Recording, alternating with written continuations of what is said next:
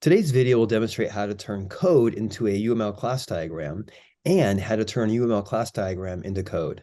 Hello, I'm James Helfrich. A UML class diagram is the standard method we have to represent design ideas representing classes. This video will demonstrate how to turn a class diagram into working code and also how to take existing code that you may not understand and turn it into a class diagram to help us better understand how the code works. So for my first example, I want to create a class diagram to match the following code, and this code is in Python. Notice I have two classes, one is called position and one is called move. Okay, so how am I going to start with this? I'm going to start with class position, so therefore I need a position class. And this is going to have two attributes, row and column. Now in Python, we have the double under, dunder for private.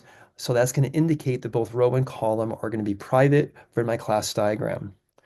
I'm also going to have two methods, init and isValid. And notice how init is going to have three parameters, self, row, and column. Well, it turns out that the self is kind of a Python thing. Not all languages have self as the first parameter, so I can omit that in my class diagram.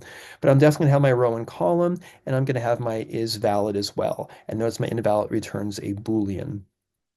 Now, I really want to have my class diagram be language independent. In other words, it should work with any language, and I only want to represent the methods and the attributes. I'm not going to represent any of the algorithms. So the if statements, the assignment operators, all that stuff in the function definitions are not going to be included in my class diagram, just the interfaces. Now I'm also going to have a class move. I'm going to have a class move, and it's going to have two different attributes. It's going to have source and destination, and these are types of position.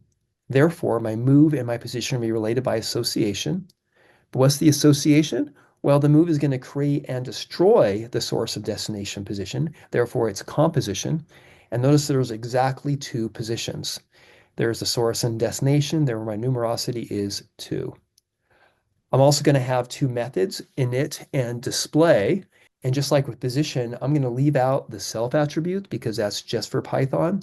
But for my init, I'm going to have my source and destination. And for my display, I'm going to have nothing. When we're finished here, we can see what kinds of details we want to have in a class diagram and which ones we definitely don't want to have. Okay, let's do the same thing except in reverse. Here I'm going to have a class diagram, and I like to create the JavaScript that goes with it. So I have two classes, grocery list and list item. Let's do these in turn. First of all, my list item, let's say class list item, and I have my curly braces, which are definitely a JavaScript thing, but not something I want to have in my class diagram. And I have my two attributes, name and quantity. So I'm going to have name and quantity, and I'm going to use a hash mark for JavaScript to declare them. And I'm going to have my two methods, initialize and display. So my constructor is how I initialize in JavaScript, and every language does it a little differently. And notice I have exactly two attributes, name and quantity, whereas if this was Python, I'd have three. I'd have self in there as well. And then this dot name and this dot quantity, I'm good to go. My grocery list, on the other hand, is going to be a grocery list class, and it's going to have one attribute called items. And I'm going to have two methods, add item and print all. So add item is going to add an item, which is a list item. I'm going to push it onto my collection of items.